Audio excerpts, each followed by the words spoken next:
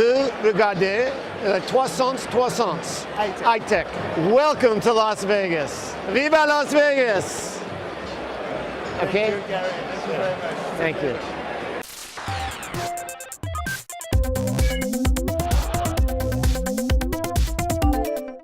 Eh bien, merci à Gary Shapiro. Gary Shapiro, c'est le grand patron du CES. On est au CES. Salut Anne. Bonjour Ben. Et salut Greg. Salut Ben. Alors, on est au CES à Las Vegas. Le CES, on va rappeler ce que c'est.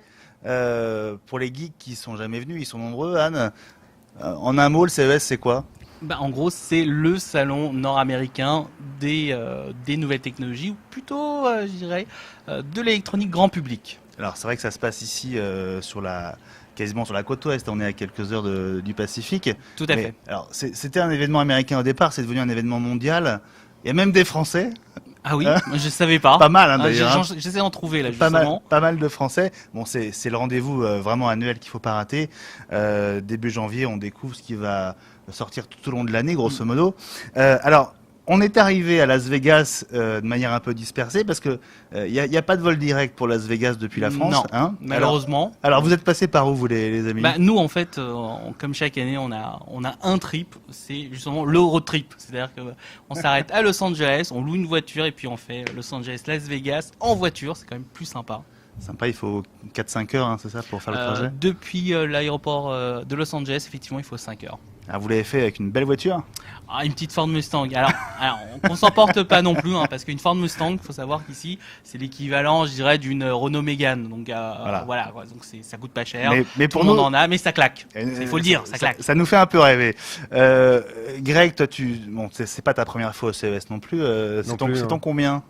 Tienne. Ça doit faire le 4e, je pense. 4e, Anne ? Moi, je dois être à 5 ou 6, ouais. Je dois être grosso modo à 5 ou 6 aussi. Alors, pour tout vous dire, on est arrivé entre samedi soir et dimanche soir.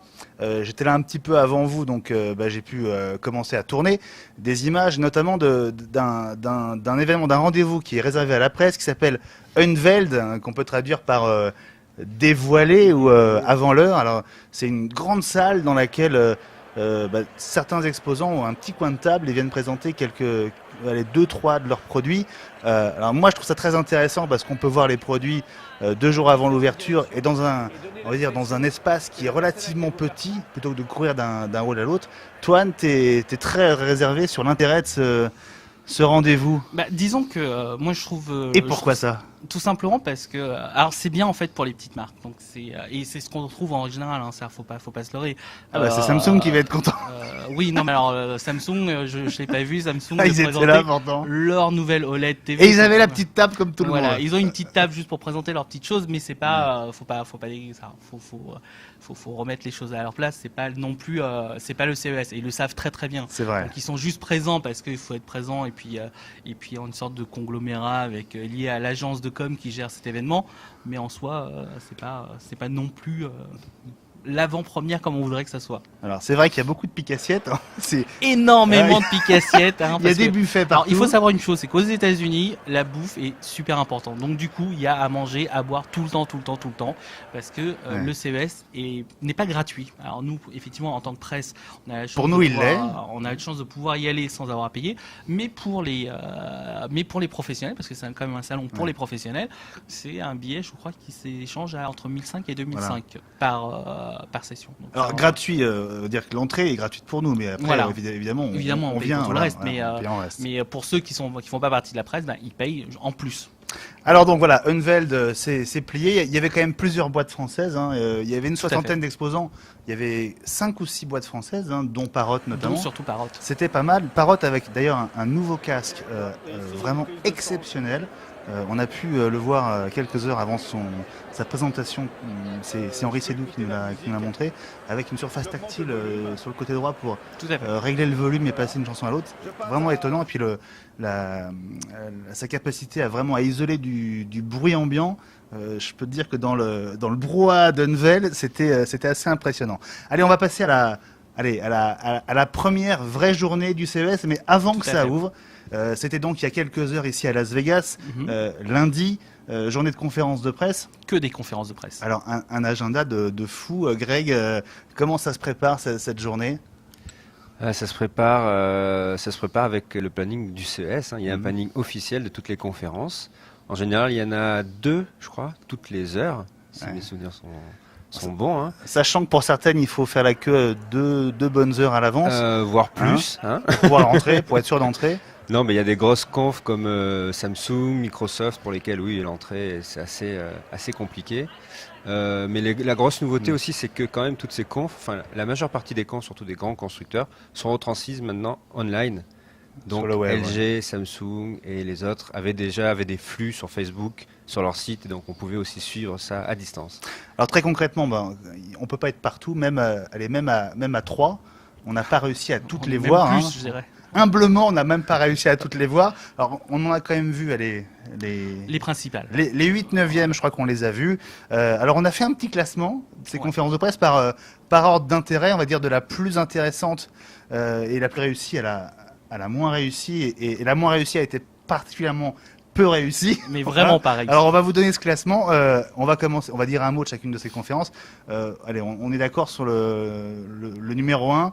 Qui est C'est Sony. Sony, tout à fait. Alors, qu'est-ce qui fait que Sony, ça vous a plu? Alors, on va dire quand même, grosso modo, on a été globalement assez déçus par les conférences. Voilà, alors il faut par les savoir une annonces, chose, en c'est tout que cas, hein. tout à fait, Ouais. le CES de cette année reste un CES, de confirmation. C'est-à-dire que les constructeurs grand public comme Panasonic, Samsung, ça, ont subi un peu une sorte de douche froide avec la 3D. Ils ont mis tellement de sous dans la 3D pour un échec assez cuisant. Alors du coup, ils se sont dit bon, on va peut-être se calmer un peu. Et ça se sent parce qu'ils Voilà. n'insistent pas vraiment sur la Voilà. 3D. Hein.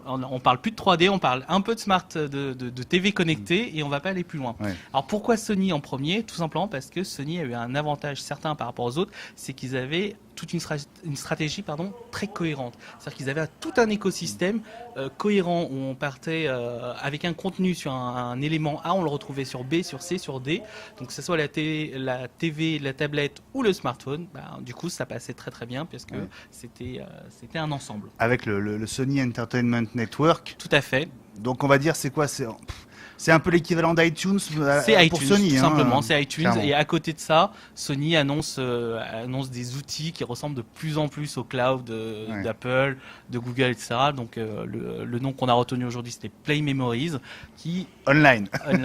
donc qui permet en fait à partir d'un APN connecté de À pouvoir peine, donc un appareil photo. d'un hein, appareil photo, numérique. tout à fait, connecté, de pouvoir envoyer directement sa photo sur un smartphone ou une tablette qui ces dernières permettaient aussi de les renvoyer sur le cloud pour les lire sur la TV, etc. etc.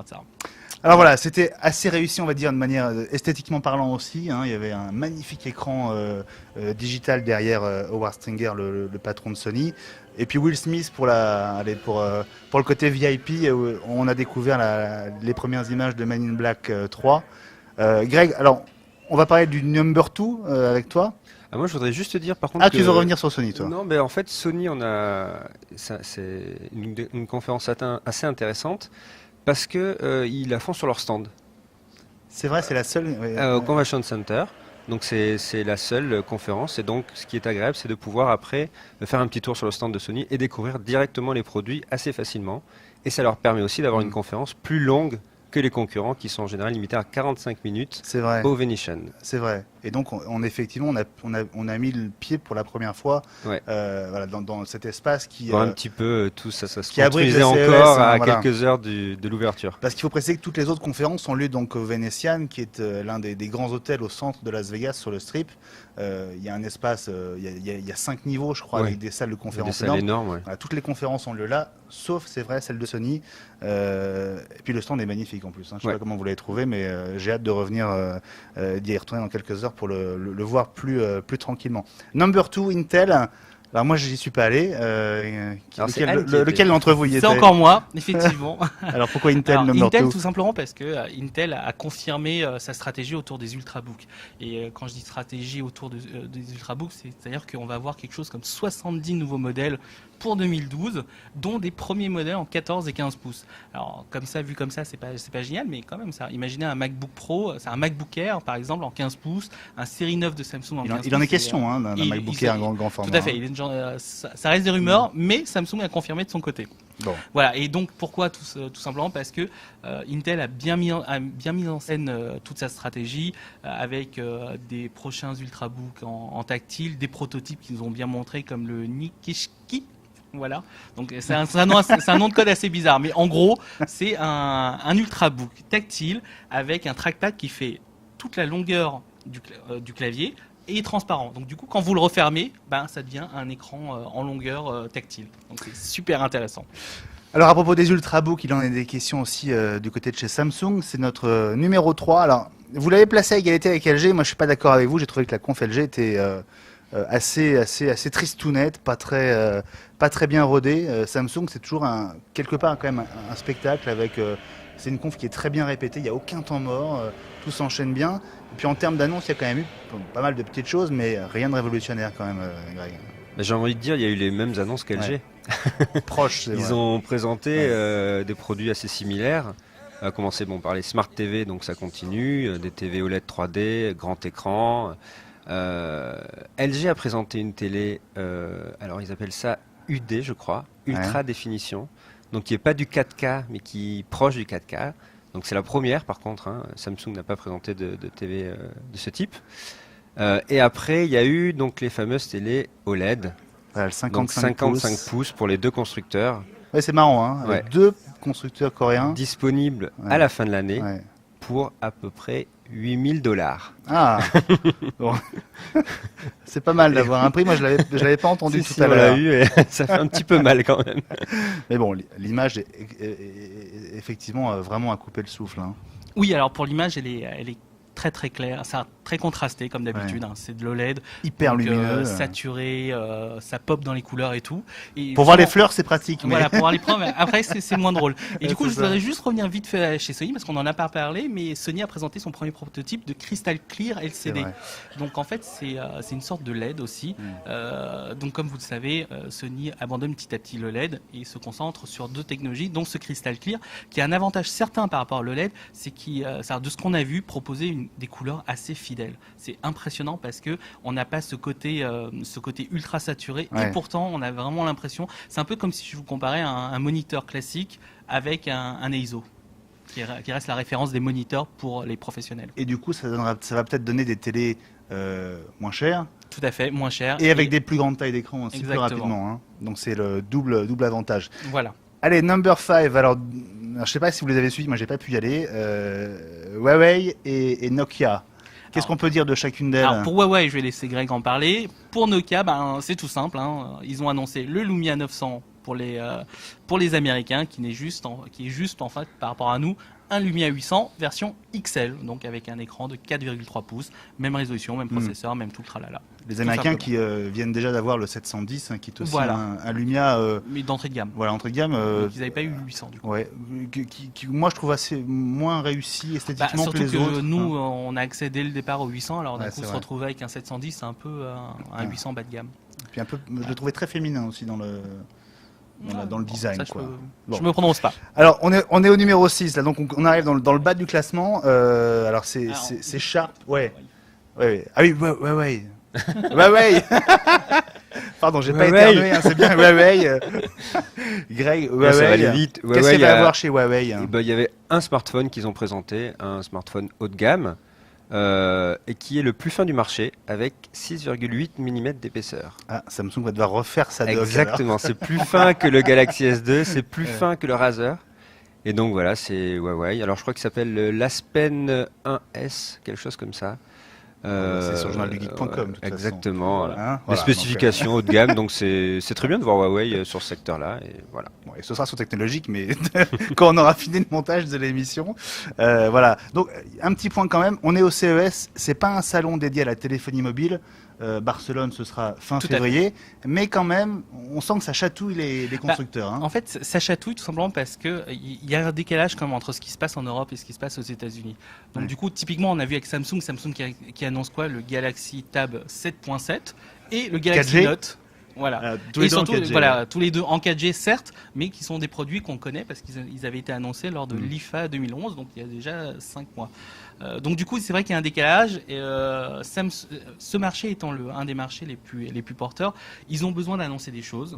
Mais ils n'ont pas envie aussi de truster le prochain salon qui est le MWC, qui reste quand même la référence mondiale pour tout ce qui est téléphonie mobile, smartphone, tablette, etc., etc. Mais du coup, ça correspond bien à ce qu'on disait tout à l'heure. C'est d'abord au départ un salon américain. Tout à fait. Et donc les Américains sont contents que ces appareils Tout à fait. qu'on a déjà eu nous en Europe arrivent chez eux. arrivent ici. Alors là, on arrive dans le gouffre, le fond du fond. Ouais, là c'est vraiment bas. Hein. Je crois qu'après, j'en ai pas d'autres dans ma liste. Je suis désolé parce que c'est une marque qu'on aime bien pourtant, mais c'est Panasonic. Et personnellement, j'ai du mal à comprendre comment une aussi grande marque que Panasonic peut faire une conf aussi pauvre à la fois en termes d'annonces et aussi dans la forme. J'ai trouvé ça assez assez dur. Hein, non mais faut être Non, faut être cohérent. lucide. On s'est levé à 6h du matin pour la première conférence, on en a fait entre 8 et 10 tous. Il faut quand même que ce soit d'un certain niveau, sinon fatalement on fait les comparaisons. Mhm. Et fatalement en plus, parce que Panasonic était en milieu d'après-midi, donc c'était faisait partie de nos dernières conférences. Et c'est vrai que là-dessus, Panasonic n'a pas annoncé grand-chose. Et c'est encore plus drôle parce que je discutais avec d'autres journalistes du monde entier. Et on avait l'impression de revivre la conférence de l'année dernière, avec leur fameuse Smart City Town, je sais plus quoi.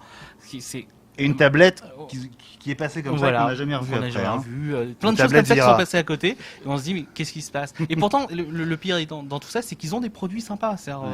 Leurs plasmas sont toujours sympas. Ils ont une gamme Lumix qui est quand même au top et tout. Et non, durant une conférence qui est juste mondialement retransmise, il n'y a rien. Voilà, on peut le dire. Voilà, donc on va passer sur ces conférences de presse. Ça continue encore demain, mais demain on rentre dans les keynotes, hein, donc dans les, Voilà. on va dire les grandes prestations des PDG des grandes marques. Ça a commencé donc lundi soir avec Steve Ballmer, Microsoft. Tout à fait. Donc mardi matin on aura Qualcomm. Qualcomm avec Paul Jacobs, tout à fait. Et puis il y a des marques comme Daimler-Benz, donc pour les voitures connectées. Ericsson, je crois, hein, qui fait aussi une keynote. Enfin voilà. Tout à fait. On va rentrer dans des keynotes un peu plus Voilà, c'est techniques. keynote. Donc du coup, peut-être, c'est peut-être plus stratégie, moins grand public. En côté grand public, c'est vrai qu'on a passé puisque c'est la journée de lundi. Et puis après, on va être beaucoup plus sur le salon, donc vous aurez quand même des images du salon, ce qui est quand même plus sympa quelque part. Alors on peut pas finir sans parler quand même de l'aspect VIP people du CES. Le CES, c'est d'abord les produits, les nouveautés, mais sans les stars, ce serait pas tout à fait le CES. On a eu au moins 2 stars aujourd'hui. On a d'abord eu Justin Timberlake, alors justement qui est apparu à la conf Panasonic comme défenseur du nouveau MySpace, le retour de MySpace avec MySpace TV. Alors on se demande avec Panasonic. On sait qu'il est très impliqué dans cette cause-là, mais bon, on se demandait un peu ce que Justin Timberlake faisait là. Ça n'a pas empêché des gens de partir d'ailleurs alors qu'il était sur scène. Non mais ça faut pas le dire. Donc là, voilà, c'est une star, mais bon, toute proportion gardée. Et puis on a eu droit à Will Smith. Will Smith, et pour les Américains aussi, parce que nous on connaît peut-être un peu moins, mais je pense que les plus jeunes d'entre nous devraient connaître, c'est Kelly Clarkson, donc, qui est en fait une des premières gagnantes de la nouvelle star aux États-Unis et qui était présente. Elle a fait son petit American Idol, voilà, comme ils disent ici. sa petite chanson, sa petite chansonnette. Elle a poussé la chansonnette. Voilà. On aime pas, c'est une autre histoire. J'ai pas mais adoré, elle était là moi. et tout le monde aimait bien. Voilà. Et dans les autres VIP qui vont arriver, je sais que il y a du lourd encore. Il y a du Dr Dre, il y a du LL Cool J, il y a du Justin Bieber aussi. Justin Bieber, mais oui, c'est Greg qui va être content. Et Yorgi aussi va être content. Non, c'est Las Vegas, hein, donc Las Vegas c'est un peu une sorte de Disneyland géant pour les adultes, donc forcément il y a les excès à l'américaine, etc. Donc, c'est bien. Évidemment, on va vous tenir au courant du carnet People de ce CES 2012. Voilà, on reste là, on en reste là pour cette première émission, cette première quotidienne du CES. Qui est déjà assez longue, hein, quand Voilà, même, pas mal, mine de mais bon, rien, hein. il y avait un gros programme chargé aujourd'hui, donc on a voulu être complet. On se retrouve donc demain, mercredi, Tout à pour fait. revenir sur ce qui sera la première vraie journée du salon, puisque le salon ouvre ses portes ce mardi matin à 10h heure locale. Il sera à 19h à Paris. Et donc voilà, quelques petites heures de sommeil pour nous et on va fouler les allées du CES. On va tout vous raconter à partir de demain. Voilà. Même heure, même endroit. Merci. À demain, Salut alors, les gars, bonne nuit. salut les geeks. Évidemment, vous nous retrouvez sur le Journal du Geek et sur Technologique. Et on vous dit à demain, À depuis demain. Las Vegas. Ciao. Ciao. Ciao.